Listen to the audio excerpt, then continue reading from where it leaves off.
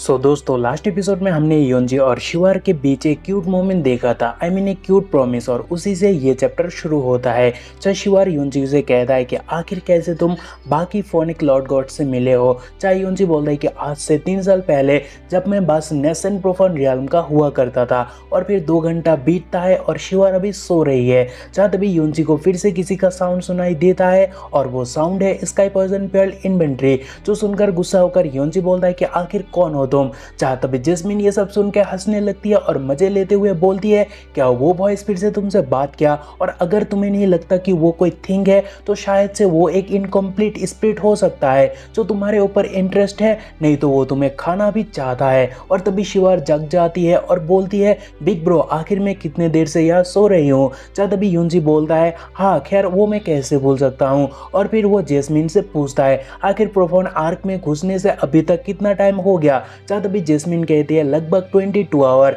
चाहे तभी वो सुनकर योंजी बोले, क्या इतना देर हो गया और मैं एक बार मरते मरते भी बचा, फिर भी एक ट्रेजर हाथ नहीं लगा। और फिर वो शिवार से कहता है, हमें शायद से यहाँ से निकलना चाहिए, क्योंकि सीनियर ने कहा था जब प्रोफान आर्क बंद होता है तब हमें आइसोलेटेड जगह पर नहीं रहना चाहिए, नहीं तो सपिटल फोर्स हम तक पहुंच नहीं पाएंगे और उसी कारण हम यहाँ सदियों तक फंस कर रह जाएंगे। चाहे तभी वो सुनकर शिवार कहती है, हाँ हमें तब तो जाना चाहिए। और दोनों वहां से तभी निकल आते हैं, लेकिन तभी यंग मास्टर ये अचानक अपेयर होता है और बोलता है, अच्छा तुम यहाँ हो, मैं तो लगभग तुम्हें ढूंढना बंद ही कर देता, लेकिन उससे पहले तुम मिल ही गए हो। देखो हेवन भी यही चाहता है, तो यही सही। चाहे तभी जैस्मिन कहते हैं, योंजी जल्दी भागो यहाँ से और स्टोन रूम पर जाके छुप जाओ, क्योंकि तुम उसका मैच नहीं हो। जो सुनकर योंजी शिवार को लेकर वहां से भागने लग जाता है। चाहे तभी यंग मास्टर बोलता है, अच्छा अभी भी तुम लोगों को भागना है? और फिर वो भी उनके पीछे पड़ जाता है और एक खतरनाक स्लैश भी मारता है। लेकिन तभी योंजी शिवार को आगे भेजकर बोलता है,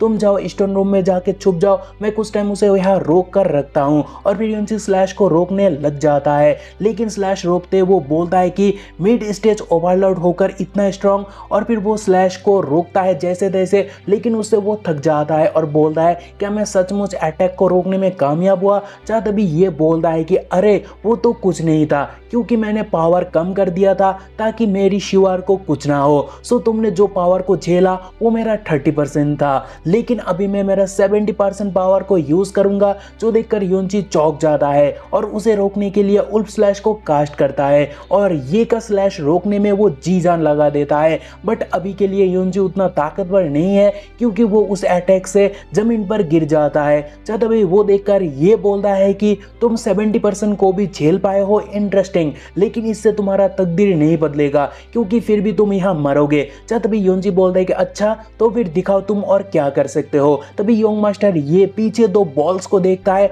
और वो बोलता है ये, और फिर वो भागने का सोचता है बोलकर कि हेवन डेसिमेटिंग, और लेकिन तभी पीछे वह ब्लास्ट होता है और योंजी डोर के अंदर उस मौके का फायदा उठाकर घुस जाता है और बोलता है कि चलो फिर कभी मिलते हैं डम्बैस। चाहे तभी गुस्सा होकर ये बोलता है कि योंजी, फिर वो गुस्से से दांत चबाने लग जाता है और फिर बोलता है, मैं तुझे मार डालूंगा। तभी रूम के अंदर योंजी को देखने को मिलता है, जब उसका हालत खराब है, जहां शिवार उसे हक करके केयर करने लग जाती है, लेकिन भाई का वह इंजरी की कोई भी डर नहीं है, क्योंकि इंजरी के चलते उसे जो वार्म हक मिला, तो भाई साहब ऐसा हक पाने के लिए वो और 1000 बार इंजर्ड हो सकता है, वो भी खुशी खुशी। लेकिन तभी शिवार रोने लग जाती है कह के कि ये सब मेरी गलती है, और अगर तुम मरते हो तो मैं भी जी नहीं पाऊंगी। जो सुनकर योंजी जग जाता है और आंखें खोलकर बोलता है, स्टूपिड गर्ल मैं ठीक हूँ, और क्या तुम भूल चुके हो कि मैंने प्रॉमिस किया तुम्हें स्नो दिखाने ब्लू वाइन ले जाऊंगा? ब्रो तभी मैं क्या ही बताऊं, एकदम से क्रेजी सीन हमें देखने को मिलता है, जहां सीने में लगाकर शिवार रोने लगती है, और ये रोना खुशी की है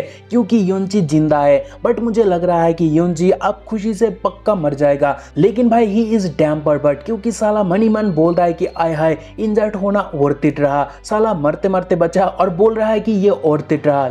लेकिन तभी यंग मास्टर ये दरवाजे के पीछे बोलने लगता है, योंजी साला बाहर आ जा, तुझे तो मैं जान से मार डालूंगा। जहाँ तभी योंजी बोलता है कि शिवार डरो मत, स्टोन डोर एक प्रोफान फॉर्मेशन है, सो वो अंदर नहीं आ पाएगा। और फिर वो शिवार को बोलता है, क्या तुम मुझे उठाने में मदद कर सकते हो? जहाँ तभी शिवार उसे उठाकर केयरफुल रहने बोलता है, कि जहाँ योंजी बोलता है चिंता मत करो, ये माइनर इंजरी मेरा कुछ नहीं उखाड़ पाएगा। और फिर वो मनी मन बोलता है कि मेरे पास वे ऑफ बुद्धा है, सो उससे मैं अपने आप को आराम से रिकवर कर पाऊंगा। जहाँ तभी शिवार शिवार कह दिया मैंने फादर से सुना प्रोफान आर्क जल्दी बंद हो जाएगा। जहाँ योंजी बोले क्या, लेकिन तभी योंग मास्टर ये को देखने को मिलता है जो बोलता है शिवार जबकि तुम मुझे ठुकरा रही हो तो मैं मेक श्योर करूंगा तुम किसी का भी ना बनो। और फिर वो डोर को चेन से रिकवर करके मतलब सील करके बोलता है कि चलो अभी जिंदगी भर यहाँ साथ में रहो। और तभी अंदर से योंजी जी जान लगा देता है बट डोर नहीं खोलता। जहां तभी वो देखकर जैस्मिन कहती है वो तो निहायत ही कमीना निकला, साले ने बाहर से डोर को सील किया और उस सील को तोड़ने के लिए एटलीस्ट लेटेस्ट टायरन प्रोफान रियल्म की पावर चाहिए। जहां तभी योंजी बोलता है सो क्या हम यहाँ फंस चुके हैं। जहां तभी जैस्मिन कहती है यप, लेकिन तुम्हारे पास एक जेट पीस है जिसे तोड़कर तुम यहाँ से अकेले जा सकते हो, लेकिन याद रखना तुम्हारी प्रीशियस शिवार एटर्निटी तक यहाँ फंस कर रह जाएगी। जहाँ ये सुनकर योंजी बोलता है कि इन दैट केस मुझे जेट पीस का इस्तेमाल करना होगा। और फिर वो शिवार से पूछता है क्या तुम्हें डर लग रहा है। जहाँ शिवार कहती है जब तक तुम मेरे साथ हो तब तक नहीं। तभी जैस्मिन कहती है क्या तुम अभी भी यहाँ से जाने में हिचकिचा रहे हो, तुम्हारे पास सिर्फ 10 सेकंड का ही टाइम है, जल्दी निकलो यहाँ से। जहाँ तभी योंजी बोलता है कि आई नो। और फिर वो शिवार की फोरहेड पर उंगली रखकर बोलता है कि ये है वर्ल्ड ऑफ फोनिक्स का सेकंड हाफ और शिवार तुम बहुत ही स्मार्ट हो सो तुम इसे जल्दी सीख जाओगी। और फिर वो आगे बोलता है अभी जो मैं शब्द तुम्हें कहने जा रहा हूँ उसे कभी भी मत भूलना चाहे क्या भी क्यों ना हो जाए। जहाँ शिवार कहती है हाँ शिवार हमेशा इस बात को याद रखेगी। तभी योंजी बोलता है कि फोनिक्स गॉड मर गया और टूर्नामेंट पर तुम साबित कर चुके हो कि तुम कितना काबिल हो। सो फोरसेक जरूर तुम्हारे पीछे जासूस हो रहे होंगे, सो शायद वो तुम्हारे सैक में अभी घूम रहे होंगे। सो अच्छा होगा तुम ध्यान से अपने कल्टीवेटर को जारी रखोगे और रॉयल फादर को छोड़कर किसी को ट्रस्ट मत करना। और अगर किसी दिन अगर सैक में कुछ मेजर चेंजेस हुआ तो तुम सबको जी जान लगा देना वहां से निकलने के लिए। जहां तभी वो सुनकर शिवार कहती है बिग ब्रदर आप तो मुझे नर्वस कर रहे हो। जब भी योंजी बोलता है कि आखिर में मैं बस बोलना चाहूंगा हमारा प्रॉमिस याद रखना, 3 साल के अंदर the snow region of extreme ice so मेरे लिए वेट करना। और फिर उसे सही सलामत वहां से भेजने के लिए योंजी जेट पीस को शिवार को देकर उसे वहां से भेजने लगता है। तभी शिवार भी वहां से आने लगती है लेकिन शिवार उदास है क्योंकि उसे पता चल गया है योंजी उसके खातिर जेट पीस को सेक्रीफाइस किया। सो वो कहती है प्लीज नो। तभी बाहर का सीन हमें देखने को मिलता है चाहे एम्पायर बोलता है शिवार अभी तक आई क्यों नहीं। चाहे तभी ओल्ड मैन बोलता है कि मास्टर फैंग चिंता मत करो मेरा डिसाइपल भी अभी तक लौटा नहीं। और फिर ओल्ड मैन आगे बोलता है मेरे हिसाब से हम अलग अलग जगह चले गए थे और हमारा डिसाइपल अलग, सो उसी कारण उन्हें आने में टाइम लग रहा है। लेकिन तभी एक बंदा आकर बोलता है स्पिरिचुअल मास्टर बात यह है कि आपका डिसाइपल वहां घुसने के बाद 4 घंटे में ही बाहर आ गया था और अभी वो रिकवर हो रहा है क्योंकि वो जब लौटा तो बहुत इंजरी के साथ लौटा। और वो सुनकर ओल्ड मैन बोलता है क्या योनबा इतना जल्दी आ गया था, आखिर वहां क्या हुआ होगा। जहां तभी वो बंदा बोलता है कि इस लोली बंदे को पता नहीं लेकिन जब वो वापस आया था तो वो बहुत जख्मी था और मैं जरा भी स्पिरिचुअल एनर्जी उसके बॉडी में सेंस नहीं कर पा रहा था।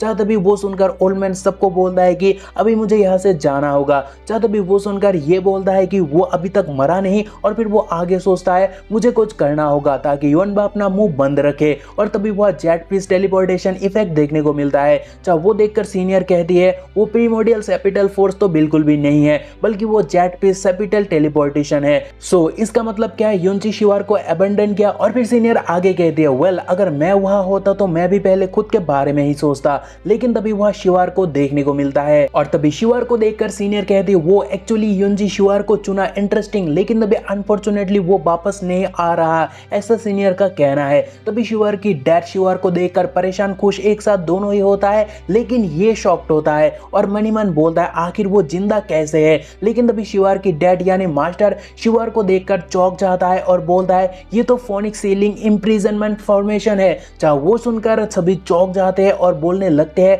ये सील तो हमारे उन डिसाइपल पर अप्लाई किया जाता है जो कि क्राइम कमिट करते हैं और ये टेक्निक बस हमारे कुछ एल्डर और बड़े बड़े शख्स इस्तेमाल कर सकते हैं। सो क्या इसका मतलब ग्रेट एल्डर का ये कारनामा है। तभी बाप अपने बेटी से पूछता है क्या हुआ। जाते भी शिवार रोते रोते हाक करते हुए कहते हैं रॉयल फादर शिवार बहुत ही यूजलेस है, जो मैंने ग्रेट एल्डर को ट्रस्ट किया और उसने मेरे साथ ऐसा किया। वो तो शुक्र है कि बिग ब्रदर योनबा मदद किया, नहीं तो हम दोनों कब का मर चुके होते। लेकिन फिर भी एंड तक हम दोनों को चेस किया गया, जिसके बाद बिग ब्रदर योन ने अपने इकलौते जेट का इस्तेमाल मेरे ऊपर किया और मुझे सही सलामत यहाँ भेजा। चाहते भी पैलेस मास्टर बहुत गुस्सा होता है और बोलता है बस मुझे बताओ इसके पीछे कौन कमीना है। चाहते भी रोते रोते उंगली ये के और करके शिवार कहती है वो रहा वो कमीना। और फिर शिवार कहती है अभी के अभी मुझे मेरा बिग बिग ब्रो योंजी को वापस करो यानी लौटा दो। तभी योंग मास्टर ये को देखकर मास्टर गुस्सा होकर बोलता है कि तो इन सब के पीछे तुम हो, तो चलो अभी के अभी मुझे इसका एक्सप्लेनेशन जल्दी से दे दो, नहीं तो आई स्वेयर आज मैं तुम्हें यहाँ से जाने नहीं दूंगा। जहाँ तभी कमीना हंसने लगता है और बोलता है पैलेस मास्टर फैंग आप भी तो कभी योंग हुआ करते थे है ना, तो आप समझ ही सकते हो मैं शिवार को चेस क्यों ही किया।